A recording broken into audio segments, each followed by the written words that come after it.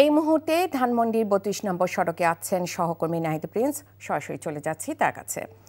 নাহিদ, দিনভর উত্তেজনার পর ৩২ নম্বরের রাতে পরিস্থিতি এখন কেমন দেখছেন?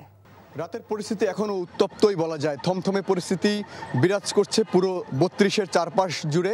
আমরা ৩২ নম্বর এর ভেতরেই রয়েছি, সেই বাড়িটির ভেতরে। এখন বাইরের যে অবস্থা, সেখান থেকে কিছুক্ষণ পরপর ইট পাটকেল ছোড়া হচ্ছে ভেতরে। সেনাবাহিনী, পুলিশ পুরো সেই চারপাশ জুড়ে অবস্থান করছে। তারা কিছুক্ষণ পরপর পাল্টা ধাওয়া কিন্তু এখানে চলছে। তো যে মূল ফটক, শেখ মুজিবুর রহমানের বাড়ির যে মূল ফটক, সেটি কিন্তু এখন আটকে দেওয়া হয়েছে। তো এই যে কিছুক্ষণ পর পাল্টা ধাওয়া, তার আগে সাউন্ড গ্রেনেড নিক্ষেপ করা হয়েছে ছত্রভঙ্গ করে দেওয়ার জন্য। তারা এখান থেকে বিভিন্ন রুটে, যেমন নিউ মার্কেট, সেই শুক্রাবাদ যে সড়ক, সেই রুটে কিন্তু তাদেরকে সরিয়ে দেওয়া হয়েছে এই ছাত্রদের ছত্রভঙ্গ করে। তারা বলছিলেন যে এখানে কোনো মতেই প্রবেশ করা যাবে না। এই ভেতরের যে পরিস্থিতি, সেটি রুখতে কিন্তু সেনাবাহিনী, পুলিশের যে প্রচুর সংখ্যক পুলিশ এখানে রাখা হয়েছে যেন ভেতরে তারা, এই যে কিছুক্ষণ আগেও ভেতরে ঢোকার চেষ্টা করেছিল এই যে ছাত্র জনতারা, কিন্তু সেটিও পণ্ড করে দেয় পুলিশ।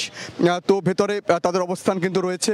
কিছুক্ষণ পরপর সেই যে ব্ল্যাকআউট অবস্থা রয়েছে ৩২ নম্বর, এখনও অন্ধকার পুরো সড়ক জুড়ে। সেই সড়কের এক পাশ থেকে কিছুক্ষণ পরপর ইট পাটকেল ছোড়া হচ্ছে, তারপরে ধাওয়া পাল্টা ধাওয়া কিন্তু এখনও কিছু থেমে থেমে চলছে আর কি। যদি বলি যে সেই ১ ঘন্টা ধরে সাউন্ড গ্রেনেড নিক্ষেপ, ধাওয়া পাল্টা ধাওয়ার ঘটনা, আহতের ঘটনাও কিন্তু রয়েছে। ২-৩ জন আহত হয়েছে, পথচারীরাও এই সাউন্ড গ্রেনেডের কারণে আহত হয়েছেন। তো যদি বলি যে ভেতরের যে পরিবেশ, এই যে ৩২ নম্বরের যে শেখ মুজিবুর রহমানের বিধ্বস্ত বাড়ির যে সড়কটি রয়েছে, সেই সড়কের ভেতরের পরিবেশ এখনও পুলিশের নিয়ন্ত্রণে রয়েছে। ছাত্র জনতারা কেউ ভেতরে প্রবেশ করতে পারেনি, তাদেরকে তাদের যে সংঘবদ্ধতা সেটি পণ্ড করে দেওয়া হয়েছে। তো সব কিছু মিলে যদি বলি যে এখনও সেনাবাহিনী, পুলিশ পুরো বাড়ির আশপাশে আইনশৃঙ্খলা বাহিনী, তারা সদস্যরা এখানে ঘিরে রেখেছে। তো এই ছিল আমার কাছে সবশেষ।